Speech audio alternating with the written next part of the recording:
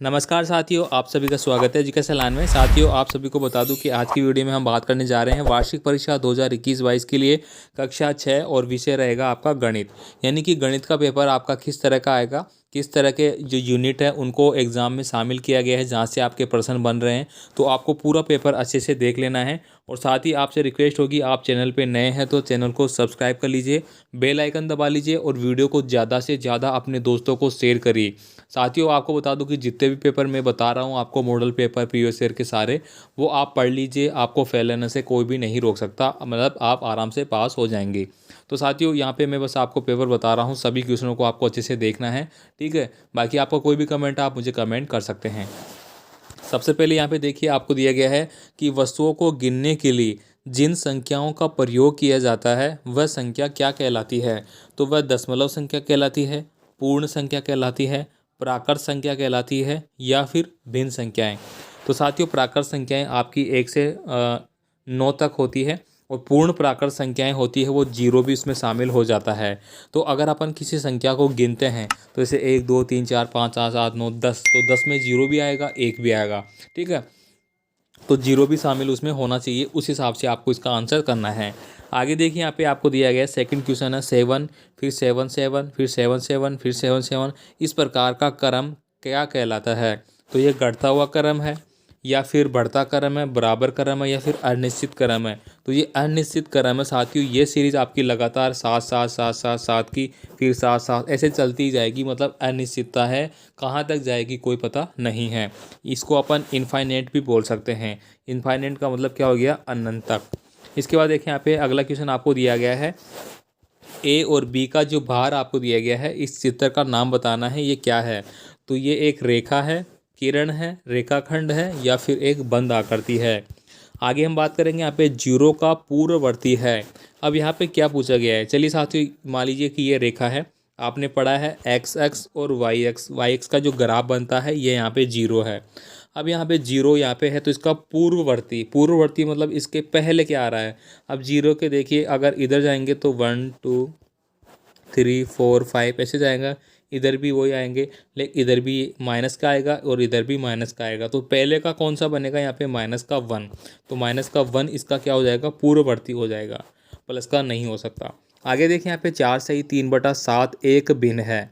तो ये किस प्रकार की भिन्न है, ये मिश्र भिन्न है, उचित भिन्न है, अनुचित भिन्न है या फिर इनमें से कोई नहीं। तो ये अपन मिश्र भिन्न इसको मान सकते हैं, क्योंकि आप में एक पूरा डिजिट है और एक आपका क्या है, अनुपातिक तौर पे है, ठीक है। आगे देखिए, यहाँ पे 3/8 बराबर दिया गया है आपको। यहाँ पे मान लीजिए एक्स है और बटे में क्या है, एक मिनट दोबारा से, यहाँ पे मान लीजिए कि ये एक्स है आपका और बटे में 40 है। तो इस एक्स का बराबर क्या आएगा। तो चलिए अपन इसको कैसे करेंगे। अब आप यहाँ पे देखेंगे कि ये 40 बन गया 8 का। तो कितनी बार गुणा किया आपने, 8 गुणा 5 बराबर 8 पंजे 40, 40 बन गया ना। तो ऊपर भी अपन क्या करेंगे, 5 से गुणा करेंगे। तो 3 गुणा 5 बराबर क्या आता है, 15। तो 15 कहाँ पे है, इनको देखेंगे अपन, तो 15 ये रहा, ठीक है। ये आपका आंसर हो गया। साथियों, आपको बहुत ही सरल और अच्छे तरीके से मैं आपको यहाँ पे बता रहा हूँ, यूट्यूब पे और कोई नहीं बताता इस तरह से, ठीक है। आप देख सकते हैं मेरे जितने भी वीडियो मैंने आपको बताएं, सारे मैंने आपको एकदम अच्छे से समझाने की कोशिश की है कि आप एटलीस्ट समझ तो सके पेपर कैसा आ रहा है, किस तरह से आपको पेपर में, परीक्षा में पेपर करना है, ठीक है। आगे हम बात करेंगे 5 अंकों की सबसे बड़ी संख्या। अब सबसे बड़ी संख्या का नाम जब भी आ जाए तो आप मान लीजिए कि वह 9 9 9 9, मतलब 9 के मल्टीपल में ही होगी। अब यहाँ पे हम बात करेंगे क्या है, 5 अंकों की। तो 1 2 3 4 5, इसमें 5 है, यही अंक संख्या हो गई। इसमें देखिए 1 2 3 4 5 6 हो गई, गलत हो गया, ये भी गलत, ये भी गलत। कौन सी हो गई, बी नंबर का सही आंसर आपका हो जाएगा। आगे हम बात करेंगे यहाँ पे, इस तरह का क्वेश्चन आपको 100% देखने को मिलेंगे। मैं बार बार बता रहा हूँ आपको, ये एकदम अच्छे से पेपर है। और जो सरकारी स्कूल के छात्र हो या फिर प्राइवेट के स्कूल के छात्र हो, इसी तरह का पेपर आता है। बहुत बार मुझे कमेंट करते हैं लोग, क्या सर ये सरकारी का है या फिर प्राइवेट का है। तो मैं आपको बता दूं कि सिलेबस आपका सारा सेम है। आप प्राइवेट में पढ़ेंगे तो भी आपको ये यूनिट पढ़ना पड़ेगा, यही NCERT RBSC की जो पुस्तकें हैं वो आपको चलती है। आप गवर्नमेंट में पढ़ेंगे तो भी आपके लिए यही सिलेबस है। तो ये तो पूछना ही नहीं बनता प्राइवेट और सरकारी में क्या फ़र्क है। फ़र्क इतना ही होता है कि प्राइवेट में तो आपके स्कूल के अध्यापक बनाएंगे और यहाँ पे थोड़े स्कूल के नहीं, और एक संस्था पूरा डिसाइड करके फिर पेपर डिस्ट्रीब्यूट करती है, ठीक है। बाकी पैटर्न वही रहने वाला है। तो आप अच्छे से सारी क्वेश्चन पेपर को देखें और एंड तक देखा करिए वीडियो को, ताकि आपको एक एक टॉपिक समझ में आए। और वीडियो को फटाफट शेयर कर दीजिए अपने दोस्तों को। चलिए अपन मैं बात कर लेता हूँ इस क्वेश्चन का। तो यहाँ पे क्या पूछा गया है कि इसका भिन्न रूप क्या है। अब देखिए यहाँ पे 1, 2 और 3 डब्बे बने हुए हैं, मतलब नीचे 3 आएगा। पहली बात तो जितने डब्बे बन रहे हैं नीचे वो आ जाएगा। अब यहाँ पे देखिए जो छायांकित भाग है जिसको अपन ने ऐसे ऐसे काट रखा है वो कितना है 1, तो 1 ऊपर आ जाएगा। ठीक है, समझ गए। चलो मैं एग्जाम्पल के लिए मैं आपको एक और बताता हूँ। यहाँ पे मान लीजिए ये डब्बा बना दिया आपने, और अपन इसको यहाँ पे ये आपका मिडल पॉइंट हो गया, ये इस तरह से है, इसको मैंने ये कर दिया, ये कर दिया और ये कर दिया। और यहाँ पे मैंने इसको भर दिया, इसको मैंने भर दिया, इसको मैंने भर दिया। अब बताओ कितना होगा। तो अब आपको क्या करना है, सबसे पहले डब्बे गिनने हैं। 1, 2, 3, 4, 5 और 6। तो नीचे 6 कर लिख दो। ठीक है, ऊपर क्या आएगा अब 1, 2 और 3 भरे हुए हैं ना, 3 ऊपर आ गया। इस तरह से आपको पढ़ना है। इसका और भी छोटा रूप क्या हो गया, 3 एकम 3, 3 दूनी 6। तो 1/2 भी ऑप्शन में हो सकता है, 3/6 नहीं है। तो ठीक है, तो काटना भी आपको आना चाहिए। आगे देखिए यहाँ पे अगला है 9 नंबर का क्वेश्चन। 3849 + 2204 को जोड़ने पर प्राप्त संख्या क्या होगी। अब ये तो जोड़ बाकी का सवाल हो गया, इसको तो क्या समझाऊँ मैं आपको। आप छठी क्लास में आ गए, जोड़ बाकी तो आता ही होगा। आगे देखिए यहाँ पे ये सही आंसर दे रखा है। बाकी देखिए 9 और 4 13। तो 3 देखिए इसमें भी है, इसमें भी है, इसमें भी, तो ये तो कट गया। इससे आप काट सकते हैं। काटना भी आपको आना चाहिए, आगे काम आएंगे आपके बड़ी कक्षाओं में। चलिए मैं एक बार बता देता हूँ। 3, 8, 4 और 9 और 2, 2, 0 और 4। तो 9, 4, 13 का 3 हासिल की, 1 लग गई।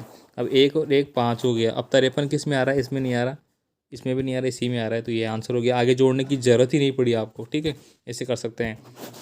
आगे हम देखेंगे यहाँ पे साथियों, त्रिभुज के तीनों अंतःकोणों का योग कितना होता है। तो हम समझेंगे।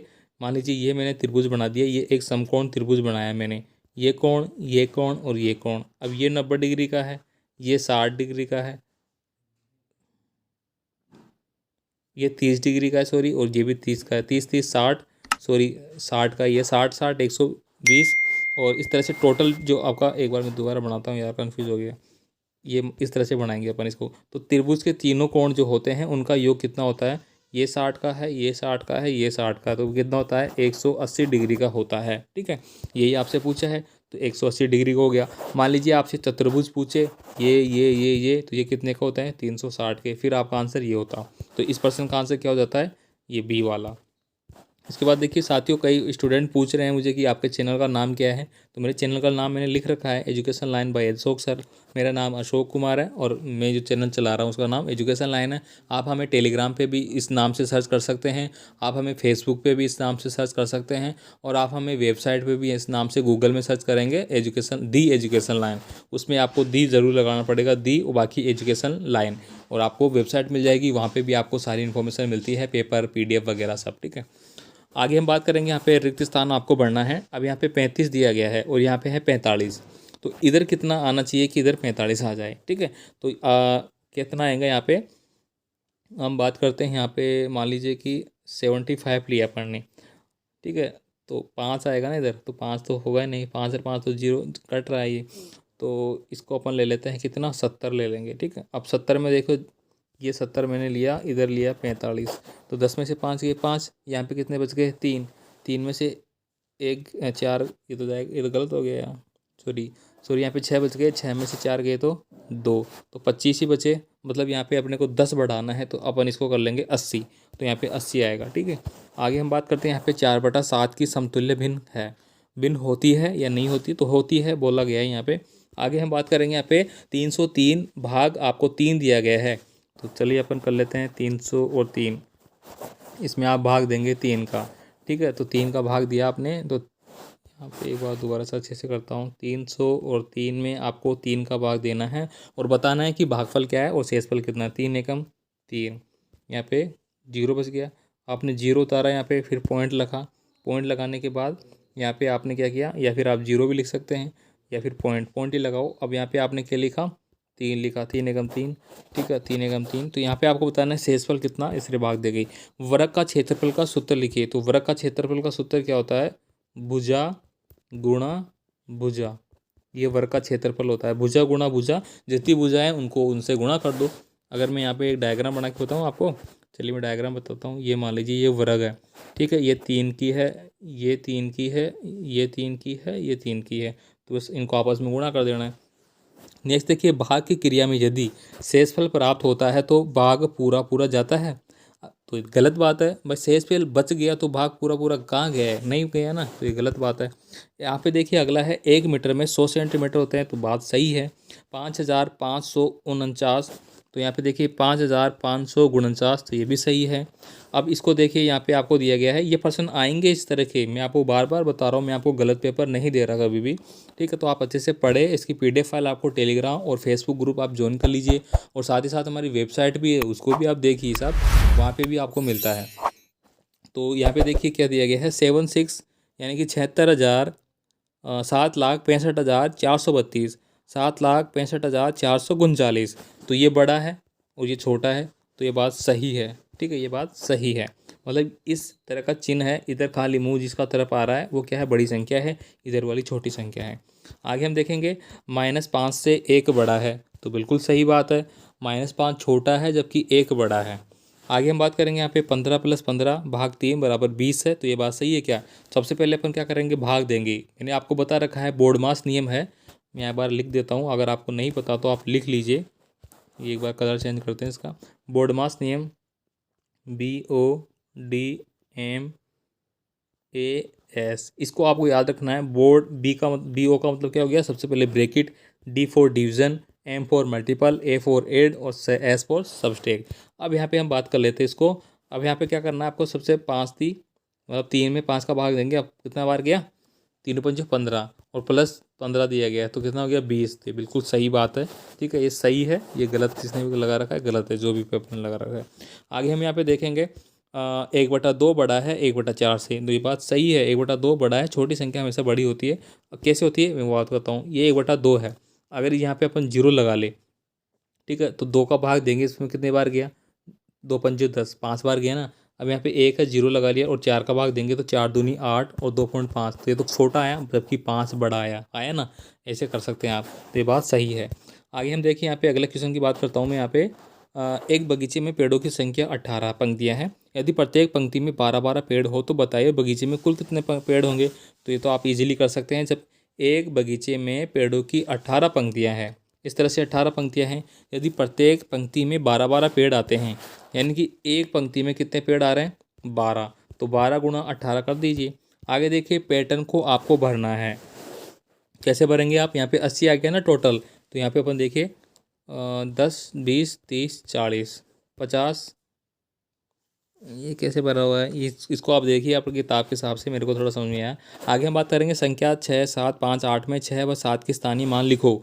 तो स्थानीय मान का मतलब क्या होता है, देखिए 6 का पूछा है सबसे पहले और 7 का, तो इकाई, दाई, सैकड़ा, तो 7 को तो ये हो गया, ठीक है, 700, और 6 का क्या हो गया, 600, ये 6000, यानी इसका 700 इकाई एक अंक हो गया, इसका 6000 वाला इकाई एक अंक हो गया, समझ गए आप। क्या हो, ये कि देखिए इकाई, दाई, सैकड़ा और हज़ार, 7 के लिए अपन क्या बोल रहे हैं, इकाई, दाई, सैकड़ा बोल रहे हैं, तो सैकड़ा 100 7 में आएगा और ये 1000 में आएगा। आगे बात करेंगे हम, 4, 8, 9, 7, 6 अंकों की ऐसी 5 अंकीय संख्या बनाइए जिसमें इकाई के स्थान पर 9 और सैकड़ों के स्थान पर 4 हो, ठीक है, आपको इस तरह से बनाना है, तो आप बना लेंगे इसको। आगे हम बात करेंगे, 9071 को विस्तारित रूप में लिखिए। इसके बाद देखिए, रोहन के पास कुल 560 कंचे हैं, यदि रोहन, कंचे तो जानते ही हैं, गोलियाँ बहुत खेली होगी आपने बचपन में, अभी तो आपका बचपन में खेल लोगे, हमने बहुत खेली है। रोहन के पास कुल 560 कंचे हैं, यदि रोहन उन कंचों को अपने 10 दोस्तों में बराबर बांटता है तो बताइए प्रत्येक को कितने कंचे मिलेंगे। ठीक है भाई, 10 में बांटेगा यहाँ पे, तो एक को मिलेंगे 56, सीधी सी बात है, ठीक है। यानी कि आपको क्या करना है, 560 में 10 का भाग देना है, 0 0 कट गई, 56 आ गया। आगे हम बात करेंगे, यहाँ पे दीर्घ संख्याएं दी गई, दीर्घ उत्तराकार प्रश्न। संख्या आपको दी गई है 5, 9, 2 में अंक 5 और 2 को परस्पर बदलकर एक नई संख्या बनाई जाती है, नई संख्या और मूल संख्या में कितना अंतर है।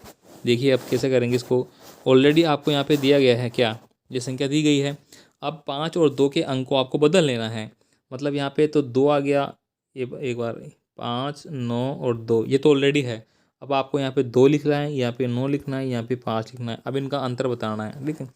तो 12 में से 5 गए तो 7, यहाँ पे कितने बच गए, 8, अब 18 में से 9 गए तो 9, और यहाँ बच गए 4, 4 में से 2 गए तो 2, तो 297 का अंतर आ गया। ठीक है, समझ गए आप। नेक्स्ट देखिए, रिक्त स्थानों की आपको पूर्ति करनी है, तो इनको आपको पूर्ति करनी है। इसको देखिए कितना है, इकाई, दहाई, सैकड़ा, हज़ार, 10,000 बनाना है इसको। ठीक है, तो 10,000 कैसे बनेगा? ठीक है, तो आपको यहाँ पे करना पड़ेगा, 9,500 है तो इसमें अपन 500 जोड़ेंगे तब बन जाएगा। इसमें 3,500 है तो इसमें 6500 जोड़ देंगे तब बन जाएगा। यहाँ पे कितना है, 50,000 है ना, तो यहाँ पे भाग देंगे अपन, तो कितने का देंगे अपन कि आपको 10,000 ही आ जाए, तो 5 का भाग दे देंगे यहाँ पे। और यहाँ पे 5,000 है तो गुणा करेंगे इसको 2 से, और यहाँ पे 13,800 है तो इसमें से माइनस करेंगे अपन कितना, तो इसमें करेंगे अपन 2,000, 2,000 और 400 करेंगे। नहीं नहीं नहीं, 800 है ना, ये तो प्लस हो गया, 2,400 नहीं करेंगे। 13,800 में से 200 गए तो 12, तो 12,200 करेंगे, सॉरी 2,200 करेंगे। इस तरह से आपको इनको करना है। ठीक है, तो ये पूरा पेपर मैंने आपको बता दिया है साथियों, और बहुत ही अच्छे से मैंने आपको समझा दिया है, आपको अच्छे से समझ में आ चुका होगा। इसी तरह का पैटर्न आपका रहेगा। इसके अलावा मैं एक पेपर और अपलोड करूँगा अभी तक तो मैथ का, जो और भी इम्पोर्टेंट होगा। दोनों पेपर बहुत ज़्यादा इंपॉर्टेंट है जो अभी मैं बता रहा हूँ वो। ठीक है, सारे पेपर को आपको अच्छे से याद करना है। कुछ समझ में नहीं आया तो आप मुझे कमेंट करिए, मैं फिर से समझाऊंगा, फिर से ये वीडियो वापस से अपलोड करूँगा। ठीक है, मिलेंगे नए पेपर के साथ। कमेंट करके बताइए कैसा लगा, और जल्दी से फटाफट अपने दोस्तों को भेजिए यार, और टेलीग्राम पे ज्वाइन करवा लीजिए सभी को। टेलीग्राम का लिंक डिस्क्रिप्शन बॉक्स में है, फटाफट ज्वाइन हो जाइए। PDF फाइल चाहिए तो आपको, ताकि आप वीडियो देख सकते हैं।